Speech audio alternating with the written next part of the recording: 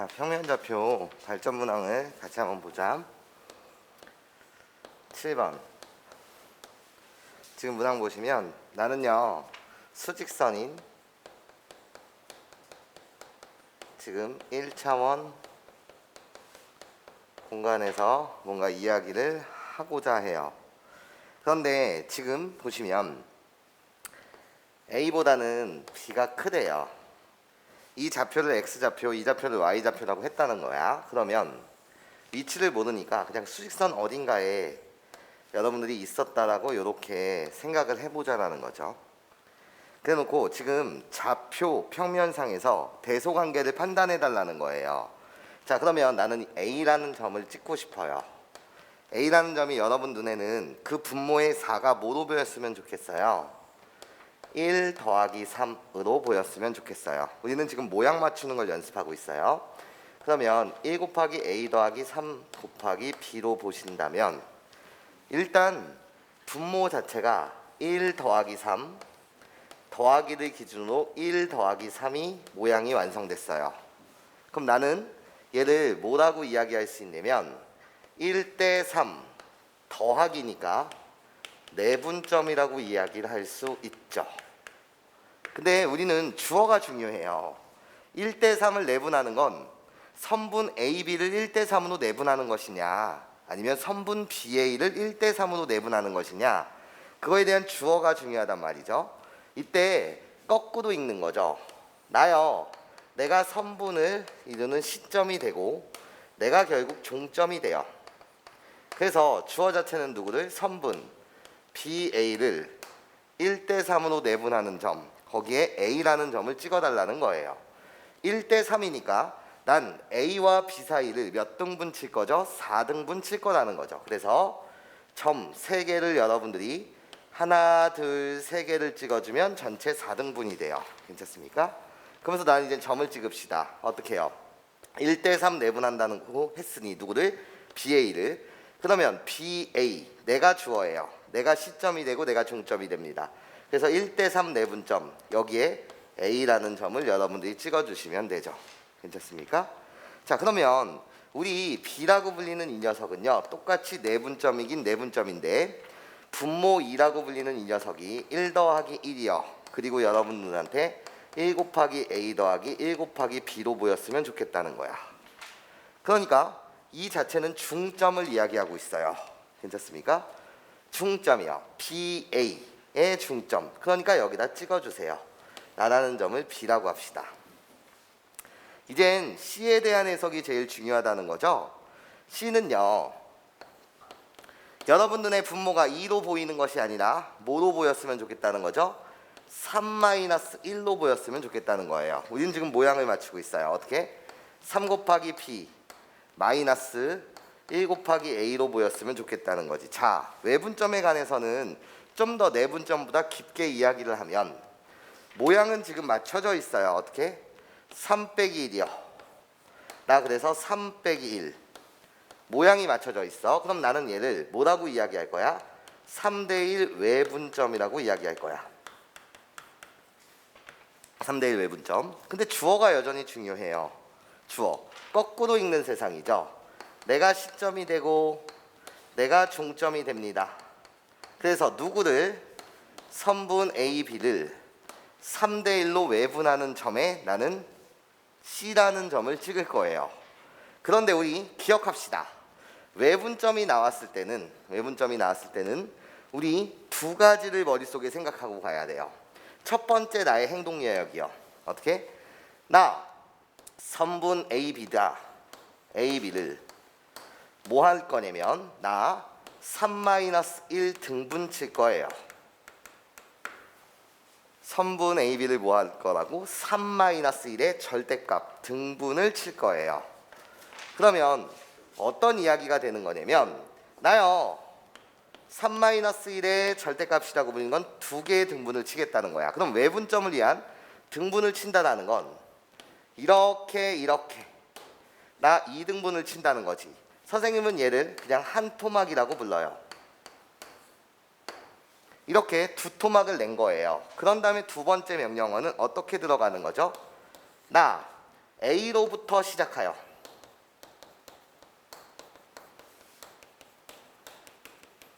앞에 몇 칸 갔다가 3칸 갔다가 B로 나 똑같이 몇 칸 돌아옴? 1칸 돌아옴이라는 거야. 돌아옴. 방향성이 중요해. 그래서 외분점에서는 방향성이 중요하단 말이지. A로부터 몇 칸 갔다가 3칸. 여기서 말하는 칸이라고 불리는 건 한 토막이라고 생각하면 돼. 그래 놓고 다시 B로 한 토막 돌아온대. 그럼 얘들아 봐봐. 여기서 시작해서 만약에 방향성이 왼쪽 방향, 즉 X축을 기준으로 왼쪽 음의 방향으로 3칸 갔다면 B로 한 칸 돌아올 수가 없는 세상이잖아. 괜찮습니까? 그러니까 그 방향이라고 불리는 것은 양의 방향인 어디? 오른쪽으로 가셔야 되겠죠. 그래서 얘로부터 시작해서 이 한 토막으로 1칸, 2칸. 괜찮아? 나 요 쬐끄만 거 2개가 모여서 한 토막이 되는 거니까 이렇게 3칸 갔다가 그런 다음에 다시 그대로 1칸 돌아옵니다. 그래서 여기다 점을 찍어주시면 돼. 내가 C야. 물론 공식으로 내분점, 외분점의 좌표를 잡아내는 것도 당연히 우리가 해야 되는 교양이지만 이 내분과 외분에 대한 의미를 정확하게 여러분들이 아는 것, 요것도 정말 중요한 포인트가 될 거예요. 그래서 답을 맞추시게 되면 B라는 점이 제일 왼쪽, 그 다음에 중간이 A, 그 다음에 C라고 불리는 점이 가장 오른쪽에 있습니다. 네, 뭐 이렇게 여러분들이 답을 써주시면 될 것 같아요. 자, 8번. 지금 각의 이등분선에 대한 내용이 나와 있어요. 이때 자, 각의 이등분선은 내각의 이등분선이라는 내용과 외각의 이등분선의 내용, 요 2개의 내용이 중요한데요. 지금 이 문제에서 쓰고 싶은 건 내각의 이등분선에 대한 성질입니다. 근데 여러분 공부를 하실 때 말이에요. 중학교 때 증명했었던 요 가정이요. 이 가정 자체에서 성질보다는 왜 그렇게 되는가? 여기를 반드시 공부하셔야 돼요. 이건 네이버 블로그에 쳐도 수없이 자세하게 나오니까 꼭 이 내용이 왜 그렇게 만들어지는가를 여러분들이 꼭 학습하셨으면 좋겠고 잘 봐봐. 지금 어떤 삼각형이 있어요. 나 내각이라고 불러주세요. 이 내각을 이등분하는 선이요. 나를 내각의 이등분선이라고 불러주실래요? 그럼 우리 성질이 나오죠. 어떤 성질이 나와요? 여기서부터 여기까지의 길이를 A, 여기서부터 여기까지의 길이를 B라고 한다면 나 이 길이를 AK, 이 길이를 BK라고 표현할 수 있습니다. A 대 B라면 나도 A 대 B예요. 괜찮습니까? 이것이 내각의 이등분선의 성질이 되겠다라는 거야. 지금 나한테는 좌표평면상에서 정점 몇 개를? 3개를 문제에서 주셨습니다. 그러면 이미지를 여러분들이 잡고 가주실래요? 자, 대략적인 이미지를 잡아주시면 돼요. 이때 나는 x는 마이너스 2라는 라인을 갖다 그리고 x는 또 3이라는 라인을 갖다 그리고 x는 7이라는 라인을 갖다 그릴게요. 물론 x축, y축을 작도하신 다음에 그렇게 갖고 놓으셔도 상관없습니다. 나요 마이너스 2,7이라는 점을 줬어요. 그냥 찍어주세요. 그리고 나요 3, 마이너스 5요. 그러면 얘보다 훨씬 아래에 있을 테니까 대략적으로 찍어주세요. 그리고 7, 마이너스 2요. 얘보다 좀 더 위에.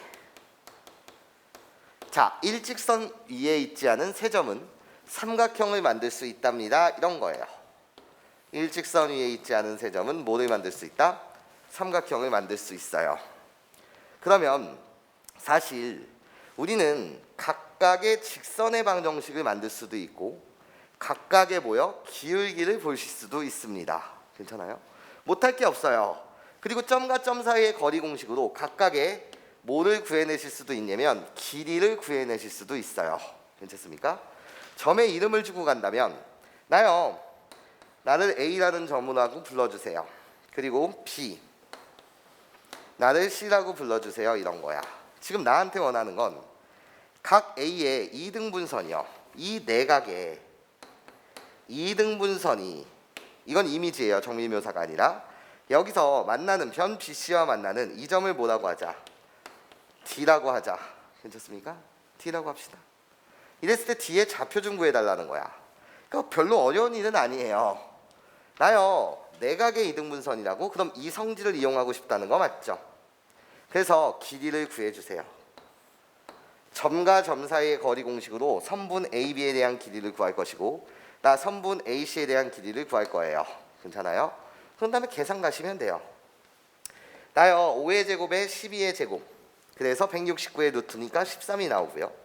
나요 4의 제곱 3의 제곱 그래서 나의 길이가 5가 나오죠. 여기까지 괜찮습니까?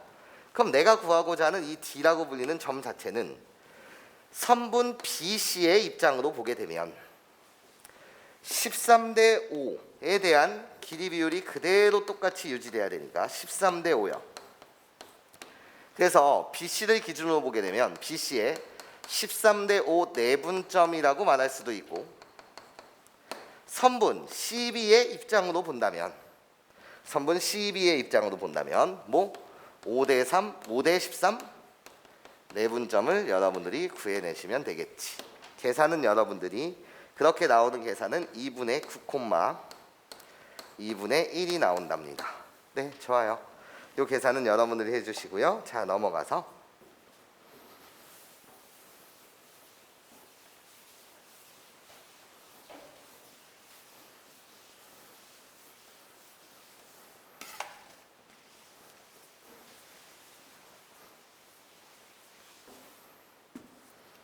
(9번)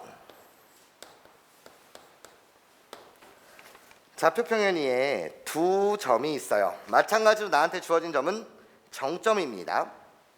그때 0,4와 3,-1 그러면 이미지를 호로록 잡아볼까요? 나요 A라는 점은 0,4요. 그리고 나요 3,-1이요. 이렇게 잡았답니다. 그러면 X축, Y축이 꼭 구집이 필요하다라고 한다면 그때 작도하시면 돼요. 호로로로로 여기가 Y축이 될 것이고 그리고 -1과 4 사이 마이너스 1에 좀 더 가깝게 호로로로로 요런 이미지 그냥 얘가 X축이었겠죠. 필요하시면 작도하는 거예요. 그렇죠? 필요하다면 자 일단 이미지를 보게 되면 선분 AB를 1-A 대 A로 내분하는 점이 4사분면에 있대요. 자 무슨 소리라고? 선분 AB를 뭐 1-A 대 A로 내분하는 점 내분점이 지금 몇 사분면? 4사분면에 존재한다. 그러면 여러분들 공식을 쓰는 것 자체는 어렵지 않죠. 모양을 맞추는 건 한번 훈련해 봅시다. 나요 내분점이니까 우위들을 뭐 해줄 거예요? 더해줄 거예요. 더해주면 분모는 1이 되네요. 그래서 관심이 없어요. 아 그렇구나. 그럼 똑같이 1-A 거기에 더하기 A라고 갖다 쓰고 똑같이 1-A 거기에 더하기 A라고 갖다 쓸게요. 자 가로를 치는 건 우리가 이제 너무 나이를 좀 먹었었거든요. 이 가로치는 거를 안 하면 안 돼요. 그렇죠? 자 그럼 나는 이젠 시작을 여기다 갖다 쓸 것이고 종점을 여기다 갖다 쓸 거예요. 그러면 시점 A인 내가 시점이란 말이죠. 괜찮습니까? 그래서 시작점 여기다가 0을 갖다 쓸 것이고 Y좌표인 시점 여기다 4를 갖다 쓸 거예요. 그리고 나서 나요 종점이요. 종점을 앞에다 갖다 쓸 거니까 내가 종점이라는 거예요. 그래서 앞에 3을 갖다 쓸 것이고 나 여기에 -1을 갖다 쓰겠죠. 정리합시다.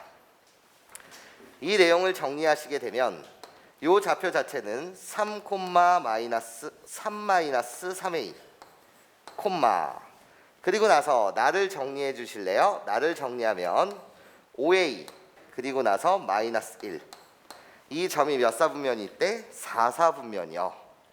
4사분면은 여기를 말해요. 괜찮습니까? x축, y축이라고 한다면 여기요. 4사분면의 x좌표는 뭐가 되고 0보다 크가 0보다 큽니다. 양수가 되고 y좌표는 뭐가 됩니까? 음수가 됩니다. 네, 얘를 구하시면 되죠. 우리가 구하는 것 자체는 어떻게? a는 1보다 작고요. 여기서 나오는 a라고 불리는 나는요 5분의 1보다 작아요. 여기까지 괜찮습니까? 우리 둘 다 동시에 만족해야 된다고요. 그래서 a라고 불리는 것은 5분의 1보다는 뭐하고? 작고. 답을 이렇게만 쓰면 안 돼. 문제에서 단 뭐라 그랬어? a는 0과 1 사이라며. 그래서 문제의 답을 쓸 때는 0보다는 큽니다. a는 양수입니다. 네, 이렇게 여러분들이 답을 맞춰주시면 되겠습니다. 자, 10번이요.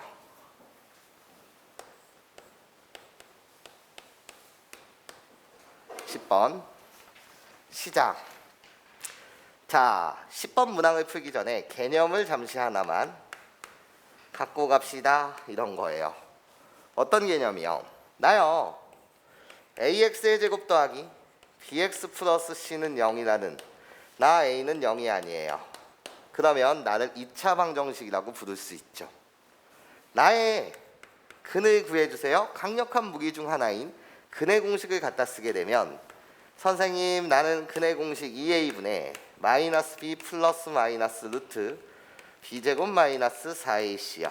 이렇게 말할 수 있죠. 나요 이 두 근의 이름 두 근의 이름을 알파 베타라고 한다면 지금 내가 여러분한테 말하고 싶은 건 베타 마이너스 알파요. 얘를 그냥 두 근의 차라고 이야기하고 싶어요. 괜찮습니까? 근데 차라고 이야기하려면 큰 놈에서 작은 놈을 빼야 되는데 난 지금 근의 이름밖에 몰라요. 그러니까 알파가 큰 녀석인지 베타가 큰 녀석인지 모르겠어요. 또는 알파 베타가 같을 수도 있죠. 괜찮습니까? 그러면 두 근의 차라고 이야기하려면 나는 여기에 절대값을 붙여야 된단 말이죠. 괜찮습니까? 누가 큰지 모르니까요. 그래서 절대값을 붙여놓고 얘를 두 근의 차라고 이야기하고 싶어요. 괜찮습니까? 그럼 두 근의 차라고 불리는 것은 어떻게? 이 하나는 2a분의 마이너스 b 플러스 루트 b제곱 마이너스 4ac 하나는 2a분의 마이너스 b 마이너스 루트 b제곱 마이너스 4ac 괜찮습니까? 그러면 공식이 하나 완성돼요. 어떻게? 2a분의 하나는 마이너스 b 루트 b제곱 마이너스 4ac 그리고 거기서 빼기 어떻게? 2a분의 마이너스 b 이번엔 마이너스 루트 b제곱 마이너스 4ac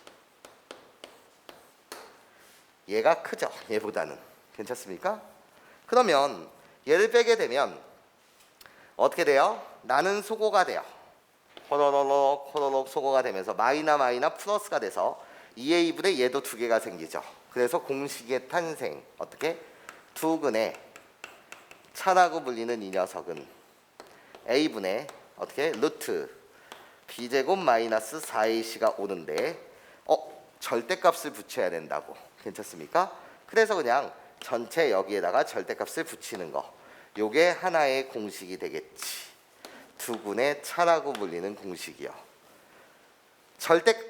교과서마다 달라요. 절대값 a분의 그냥 루트 b제곱 마이너스 4ac로 오는 교과서도 있고 그냥 선생님처럼 전체에 절대값을 붙여도 상관없죠. 하여튼 나는 두 근의 차라고 불리는 것은 항상 큰 놈에서 작은 놈을 빼는 거니까 양수여야 된다. 이 사실만 기억하시면 돼. 괜찮습니까? 그래서 절대값을 붙여준 거예요. 오케이? 그러면 보자. 이렇게 와주실래요? 지금 10번 문항을 보시면 10번 문항의 이미지 자체가 어떻게 가는 거죠? x제곱이라고 불리는 y축 대칭인 이차함수가 있어요. 나 y축 대칭인 이차함수. 그리고 기울기가 4짜리면서 y 절편이 k인 얘가 이 이차함수와 몇 점에서 만난다고요? 두 점에서 만난대요. 그냥 이미지를 그려주세요. 정밀묘사가 아닌 이미지예요. 나를 4x 플러스 k라고 해줄래? 그러면 여러분한테 알려준 것은요. 이 두 점에서 만날 때 여기서부터 여기까지의 길이요. 얘가 10 루트 3입니다. 라는 사실을 줬어요. 그랬을 때 실수 k의 값을 구해주세요. 라는 게 문제야. 그럼 얘들아 봐봐. 뭐 얘를 푸는 방법은 꼭 지금 내가 푸는 이 방법이 유니크하다라고 말할 수는 없어. 직선이라는 걸 좀 알게 되면 기울기의 관점으로 뭐 어떤 삼각형을 만들어서 뭐 여러 가지 풀이가 있을 수 있겠으나 가장 원칙적인 교과서의 풀이를 잠시 한번 소개하면 이렇지 않을까요? 교점이 있대요. 그럼 뭐해요? 교점의 좌표를 설정하는 거죠. 하나를 내가 그냥 알파요. 하나를 여기 베타요. 이렇게 설정하게 되면 우리는 여기서도 또 선택의 사항이 와요. 어떤 선택의 사항이 오는 거냐면 교점이에요. 교점이다 보니까 이 교점은 이차함수 위의 점이기도 하지만 직선 위의 점이기도 해요. 그래서 이차함수 위의 점이다라고 해서 알파 제곱, 얘의 y좌표를 베타 제곱이라고 표현할 수도 있고, 또는 직선 위의 점이라서 알파 콤마 내가 4알파 플러스 k요. 나는 베타 콤마 직선 위의 점이라서 4베타 플러스 k요.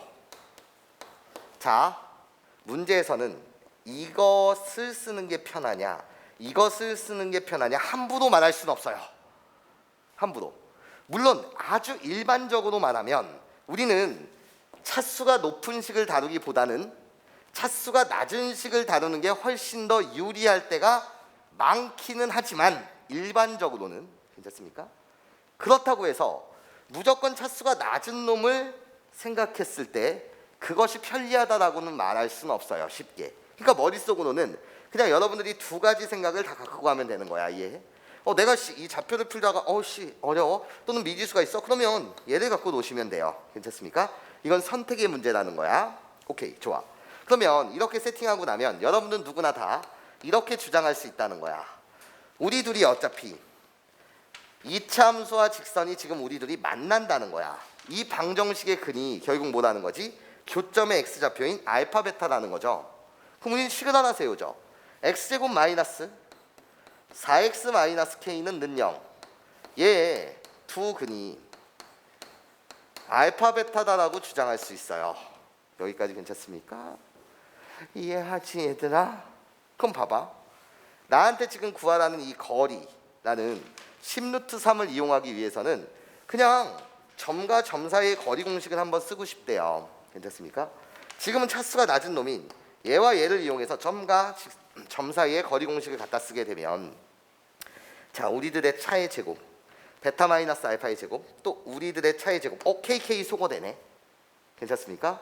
그래서 우리들의 차의 제곱은 결국 루트 17에 베타 마이너스 알파의 전체 제곱이 되고, 이게 바로 점과 점 사이의 거리 공식이요. 얘가 나한테 지금 준 게 10 루트 3이다 라는 정보를 주신 거죠. 여기까지 괜찮습니까? 네, 좋아요.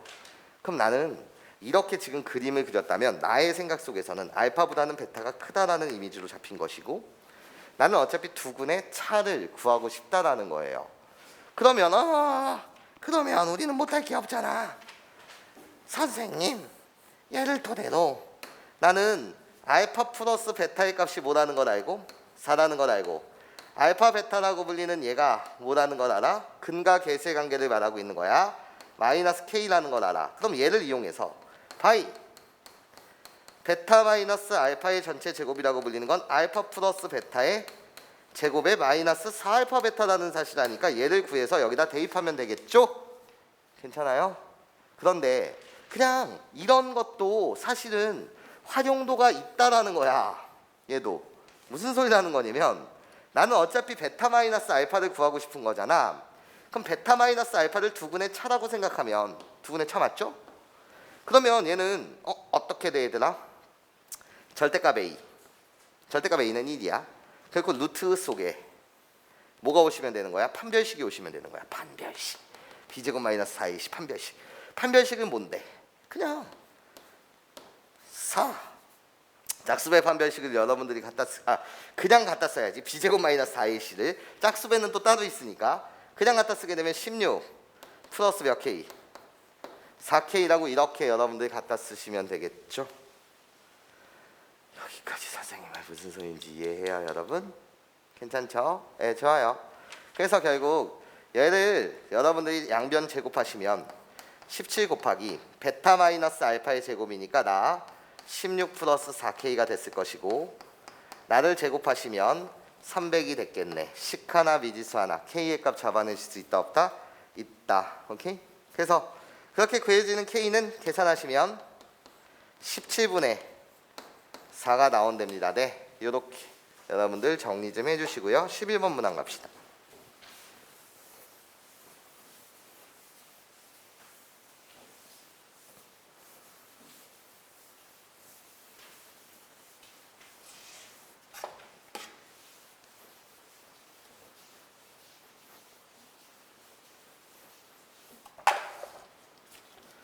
자, 시작.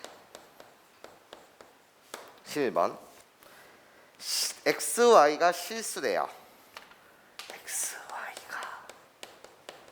그럼 우리 마음의 준비 자세 있잖아. 문제에서 쓰이든 안 쓰이든 실수의 제곱은 0보다 크거나 같다는 사실을 언제든지 이용할 수 있다는 건 그냥 마음의 준비. 그런 상태에서 지금 나한테 묻고 있어요. 어떻게? 루트 X 마이너스 4의 제곱 더하기 y 마이너스 2의 제곱 거기에 더하기 루트 다시 x 마이너스 5의 제곱 더하기 y 마이너스 1의 제곱. 얘 최소값을 구해주세요 라는 게 문제야. 야, 11번 문제의 제목은 이런 거야. 식을 해석할 수 있는 능력이야. 식을 해석할 수 있는 능력이라는 게 도대체 무엇이냐면, 요 네모 박스를 보고 여러분들이 해석해야 되는 건, 선생님 얘는요 좌표 평면이라는 공간에서 점과 점 사이의 거리 아니냐라는 거야. 도대체 뭐? 선생님 나는요 x, y라는 점이 있고요, 나요 4, 2라는 점이 있어요. 우리들 사이에 바로 뭐를 말해요? 거리를 말해요. 좋아요. 그러면 또 나는요 마찬가지로 해석이 중요해요. 나는요 해석을 하게 되면 좌표 평면상에서 x, y라는 점이 있고요, 5, 2라는 점이 있어요. 우리들 사이의 거리를 말해요. 그런 거리의 합에 나 x, y, 4, 2 사이의 거리, 너 이거 점과 점 사이의 거리, 이 점과 이 점 사이의 거리를 구하라고 한다면 이렇게 구하잖아. 그치? 우리는 항상 쌍방향 소통이 잘 돼야 해. 아니 문제에서 얘네들의 거리를 구하라고 한다면 이걸 되게 잘하거든. 그치? 근데 당연히 이 식을 보고도 이렇게 해석할 수 있는 능력도 중요하다는 거야. 괜찮습니까? 너한테 내가 이 점과 점 사이의 거리를 구하라고 한다면 이렇게 식을 세울 거 아니야. 근데 중요한 능력은 쌍방향 소통, 얘를 보고 이렇게 해석할 수 있는 능력도 되게 중요하다는 거야. 괜찮아? 해석이 중요하다는 거지. 그럼 결국 나한테 구하라는 건 거리 더하기 거리, 거리 더하기 거리에 뭐를 묻고 있다? 최소값을 묻고 있다는 거야. 자, 그럼 이 의미는 도대체 어떤 의미냐? 이런 의미라는 거예요. 어머나 봐봐. 어머나 4,2라는 점이 여기 있어요. 고정된 정점입니다. 나 고정된 정점인 5,1이 여기 있어요. 호노노노노노 5,1이 여기 있어요. 그러면 두 개 고정된 정점을 주셨거든요. 야, 두 점을 지나는 직선은 이 세상에 도대체 몇 개야? 서로 다른 두 점을 지나는 직선은 유일하거든. 수학에선 유일성이 중요해. 나 우리 두 점을 지나는 아주 유일한 직선이라고 해. 그치? 근데 나는요 정해지지 않은 동점이라고 해주실래요? x, y라고 불리는 것은 좌표 평면에다 어디다 찍어야 될지 모르는 동점이 하나 있어요. 괜찮습니까? 그럼 우리 한번 상상해 보자는 거야. 이 좌표 평면상에서 만약에 저 동점이 P라고 불리는 점이 x, y가 여기 있었다라고 한다면 이 식이 가지는 의미는 이걸 말해. 허노노노노노노 내가 앞에 거리. 괜찮습니까? 허노노노노노 내가 바로 뒤에 거리. 이런 거리의 합의 최소값을 구해달라는 거야. 괜찮아? 그럼 말이야, 봐봐.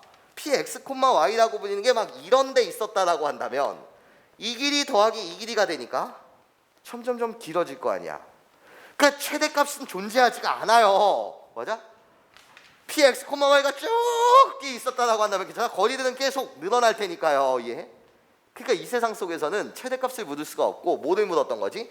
최소값을 묻었던 거야. 괜찮아요? 그럼 그 최소 p라고 불리는 건 도대체 어디 찍혀야 될까라고 했을 때 이렇게 p가 여기 있어서 이렇게 꺾이면 안 된다는 거야. 이렇게 꺾이면 안 된다는 거야. 괜찮습니까? 이거 대칭이동에서도 되게 중요한 내용이에요. 대칭이동에서도 어떤 길이 더하기 어떤 길이의 최소값을 구하세요. 사실 이것을 과학에서는 입사각과 반사각이라고 부르죠. 수학에서는 빛의 이동 경로요. 물리학에서도 빛의 이동 경로라고 말하죠. 뭐 하여튼 그때 가서 다시 설명하기도 하고. 자, 최단거리 문제는 결국 뭐냐면 이런 거예요. 꺾이지 말고 직선이어야 해. 내가 결국 최단거리야, 이런 거야. 즉 P라고 불리는 건 도대체 어디 있어야 될까? 이렇게 꺾이면 안 돼요. 괜찮습니까? 그래서 P가 존재하는 것은 여기 P가 이렇게 있었다라고 한다면 여기서부터 이 길이에다 이 길이를 더하는 거예요. 난 최소값을 원하고 싶어요. 그래서 P의 자체는 여기와 여기 사이, 여기 써도 되고요, 여기 써도 돼요. 자, 무슨 말을 하는지 볼게. 이 사이에만 있으면 이것이 바로 최단거리가 돼요. 나 여기 이 길이를 A, P가 여기 있었다면 이 길이가 B가 되는 거죠. P가 여기 있었다라고 한다면 여기서부터 여기까지의 길이가 A, 여기서부터 여기까지의 길이가 B. 어차피 A 플러스 B는 일정해요. 그래서 최단거리를 만드는 P의 자치는 선분 AB 사이, 이 사이, 이것이 결국 P의 자치가 됩니다. 그냥 자치가 아니고 뭐 최단거리를 만드는요. 즉 이 사이에 있을 때 P가 우리들은 최단거리가 됩니다. 그래서 답을 맞출 땐 그냥 이 점과 이 점 사이의 거리라고 여러분들이 맞춰주시면 되더라. 괜찮습니까? 자, 이제 실전에서 이 문제가 나와. 실전에서 이 문제가 나오면 그냥 답을 어떻게 맞추면 돼? x, 4, 2, x, 5, 그래서 답은 4, 2와 5, 2 사이의 거리니까. 그래서 답을 맞출 때는 어떻게? 차의 제곱. 그래서 선생님 루트 2가 되네요. 답은 이렇게 맞추는 건데 우리는 또 연습할 때 그냥 기계적으로 문제 풀기만 하면 생각이 없어지잖아요. 괜찮습니까? 이 생각이 머릿속에 있는 상태에서, 이 이미지가 머릿속에 있는 상태에서, 마음에 있는 상태에서 답을 맞출 때는 실전에서 이렇게 맞추는 거지. 괜찮아? 근데 내용도 모르고 그냥 이러면 이 그림이 안 그려지면 괜찮아? 고난도 문제에 접할 수가 없다라는 거야. 괜찮아요? 이 의미가 머릿속에 있는 상태에서 답을 이렇게 여러분들이 맞춰주셨으면 좋겠다라는 말씀을 드려요. 괜찮습니까? 자, 이제 12번 문항이요.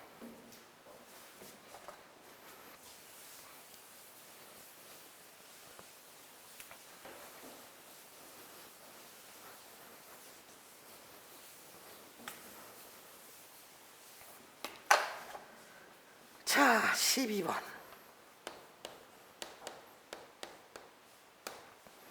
12번 문항을요, 푸는 방법이 되게 다양하겠으나 선생님은 좀 깔끔하게 풀고자 원칙적인 방법도 한 번은 소개는 할게요. 12번 문항을 두 가지의 개념을 갖고 여러분들과 함께 보고 싶습니다. 첫 번째 개념이요, 파푸스의 중선 정리라는 게 있어요.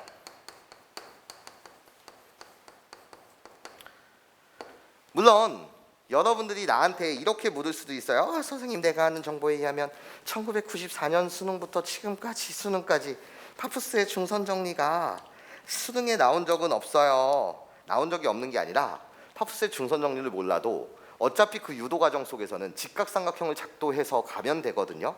파푸스의 중선 정리도 결국 직각삼각형에 의해서 나오는 거니까 네가 몰라도 직각삼각형만 잘 작도하게 되면 당연히 풀리죠. 괜찮습니까? 당연히 풀려요. 오케이? 그런데 알면 도움이 될 때가 많다라는 거예요. 왜?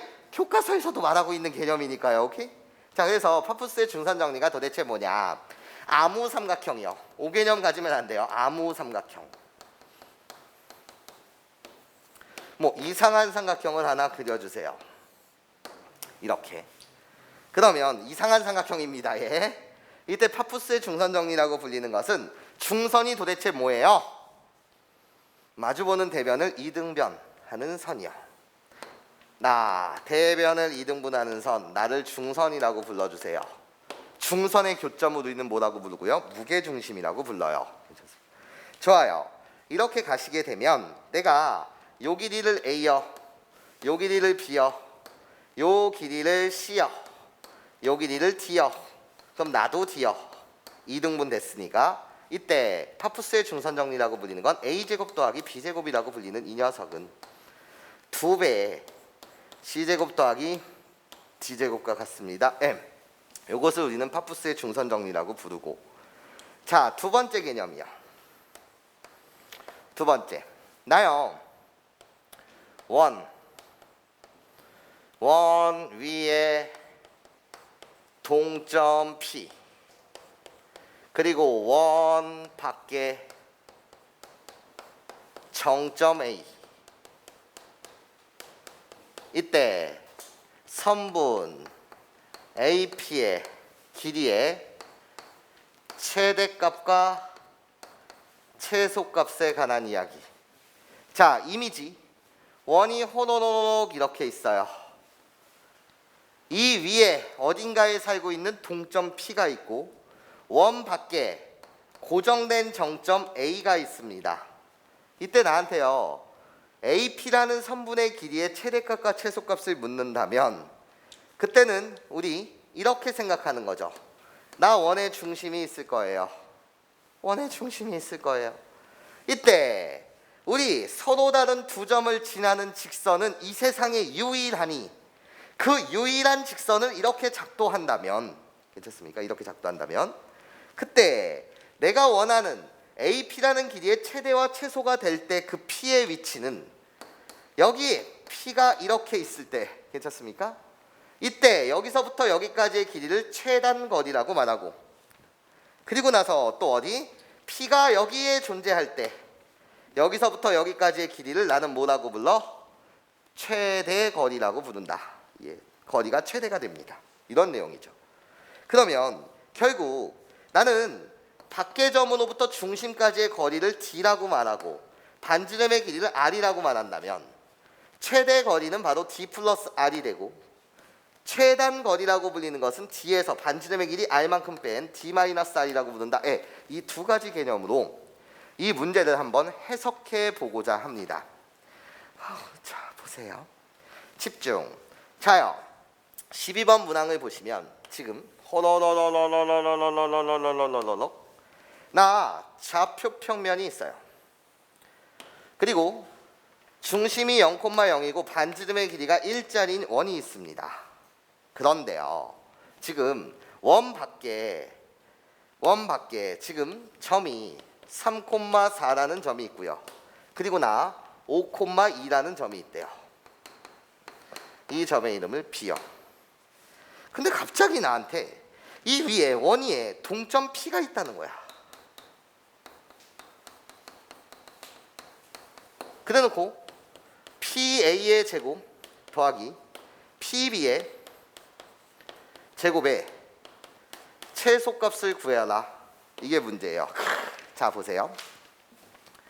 자, 여러분, 나도 알아요. 여러분들이 이 개념이 없으면 어떻게 다가갈 걸 나도 알죠? 이렇게 다가갈 걸 알죠? 선생님, 동점 P를 x, y라고 놓고 점과 점 사이의 거리 공식, 거기에 제곱, 점과 점 사이의 거리의 공식의 제곱, 그들의 합, 괜찮아? 그럼 x제곱, x에 관한 2차식 나오고 y에 관한 2차식 나오고, 괜찮습니까? 이거를 각각 분해해서 계산해도 되는데, 자, 이 문제가 너를 짜증나게 하는 이유부터 봅시다. 분석부터 해봅시다. 되게 중요한 행동 요약을 여러분한테 말해드리려고 하거든요. 이 문제가 짜증나는 이유가 뭔지 아세요? 이런 이유예요. 그 이유부터 보자는 거야. P가 움직이죠.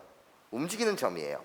P가 움직이니까 이 길이도 고정되어 있지 않고 이 길이도 고정된 길이가 아니에요. 자, 나를 짜증나게 하는 이유는 PA와 PB라고 불리는 이 두 개의 거리가, 두 개의 길이가 고정되지 않은 움직인다라는 거예요. 이 사실이 나를 짜증나게 한다는 거예요. 하나만 움직여도 짜증나는데 지금 P가 변해감에 따라서 PA, PB라는 이 두 개의 거리가 동시에 다 달라지고 있으니 아우 짜증나 이런 거야. 두 개가 다 움직이고 있어서 P가 여기 왔을 때 여기 왔을 때 여기 왔을 때 여기 왔을 때 PA, PB 전체의 길이가 각각 계속 변해간다는 거야. 그래서 네가 아우 짜증나, 이게 이 문제가 너를 힘들게 하는 본질적인 이유라니까. 그러면 우리는 생각하는 거지, 아씨 두 개가 다 움직이고 있으니까 뭐 하나를 고정시킬 수는 없을까? 여기서부터 시작이야. 괜찮아? 이거 그리고 되게 중요한 말이야. 이거 고등학교 3학년 때까지 단어는 바뀌어가는데 이 생각이 계속 확장돼 가면서 문제가 발전돼 갈 거라는 거야. 두 개가 움직여. 그래서 짜증나거든. 그러면 나는 한 개 정도는 고정시킬 수 없을까? 이 생각이 중요하다고. 그때 여러분들이 느끼셔야 되는 게 있어요. 어떤 걸 느끼셔야 되는 거냐면 잘 들어봐. 일직선 위에 있지 않은 세 점은 무조건 삼각형을 작도할 수 있거든. 뭐를 작도할 수 있다고? 삼각형을 작도할 수 있거든. 그럼 P는 어차피 여기를 움직이고 있으니까 우리는 삼각형 누굴 만들 수 있는 거냐면 일직선 위에 있지 않은 세 점이 있잖아. 지금 여기 한 놈이 살고 있다고, 그치? 그러니까 삼각형을 작도할 수 있어. 그럼 이미지 잡아드릴게. 자, P가 뭔진 모르겠어요. 여기 P가 있었다라고 쳐봅시다. 그러면은요 허너너너너너너 이렇게, 괜찮습니까? 삼각형이 만들어져요. 괜찮아? 그럼 여러분한테 결국 구하라고 했었던 건 이 길이를 A라고 하고 이 길이를 내가 B라고 한다면, 괜찮습니까? 여러분한테 물었던 그 녀석이 A제곱 더하기 B제곱에 뭐를 묻고 있다고요? 최소값을 묻고 있다고요. 괜찮아? 여기서 얘를 생각해 주세요. 얘를 생각해 주세요. 자, 뭐냐면 선생님 어차피 A제곱 더하기 B제곱이라고 불리는 건 파푸스의 중선 정리에 의하면, 괜찮습니까? 중선 정리에 의하면 나 중선은 아무거나 하나 갖다 그리세요. 이렇게, 괜찮습니까? 그러면 내가 이 길이를 C라고 하고 이 길이를 내가 D라고 한다면 결국 이 길이라고 불리는 것은 중선 정리에 있어서 두 배의 C제곱 더하기 D제곱이 되잖아요. 이렇게 말할 수 있지. 이거에 지금 최소값을 구하는 거예요. 어머나 어머나 어머나. 그럼 얼마나 아름다운 일이 생기냐면, 자, 중점이야. 나는 중점 M의 좌표 자체는 나와 나의 중점이니까 몇 콤마 몇이 돼? 4,3이 돼버리거든. 그러니까 C라고 불리는 이 거리가 고정이 돼버리는 거야. 아름다운 일이지. 원래는 나보고 A제곱 더하기 B제곱의 최소값을 구하라고 했거든. P가 바뀌면서 A와 B의 길이, 두 개의 길이가 다 움직여. 근데 얘를 파푸스의 중선 정리로 보시게 되면 C라고 불리는 이 길이는 고정된 길이가 돼버려. 여기까지 괜찮습니까? 그럼 난 이제 누구만 생각하면 되는 거지? D만 생각하면 되는 거야. 괜찮습니까? 그래서 게임이 끝난다는 거지. 어떻게? 그렇구나. 나한테 물었던 건 C라고 불리는 이 길이는 이 점과 이 점 사이의 거리가 되는 거 맞죠? 점과 점 사이의 거리, 바로 루트 2가 됩니다. C라고 불리는 길이는 뭐가 된다고? 루트 2로 뭐가 된다는 거예요? 고정이 된다는 거예요. 여기서부터 여기까지의 거리요. 그래서 C의 제곱은 2요. 거기에 D제곱에 뭐를 물었다? 최소값을 물었다는 거. D라고 불리는 건 뭐야? 이 개념이에요. 이 개념이에요. D라고 불리는 건 나요. 원밖에 한 점. 원밖에 한 점. 괜찮습니까? 원밖에 한 점. 그리고 원위에 한 점. 그 사이에 뭐를 구해라? 최단 거리를 구하세요. 이게 문제였던 거죠. 괜찮습니까? 최단 거리는 어떻게 구하는 거야? 중심과 나를 연결해. 거기서 뭐만큼 빼? 반지름의 길이만큼을 빼시면 되겠네. 괜찮습니까? 그래서 D라고 불리는 값은, D의 최소값은 원점과 이 사이의 거리 5에서 반지름의 길이 1만큼 뺀 여기서부터 여기까지 길이 4. 내가 바로 D의 최소값이 되더라. 그래서 4를 여기다 대입하세요. 그래서 답이라고 불리는 건 2 더하기 4를 대입한 16이요. 그래서 뭐가 나온다? 36. 이것이 결국 답이 됩니다. 자, 답의 이미지는 사실 이랬다는 거야. 한 번만 다시 정리.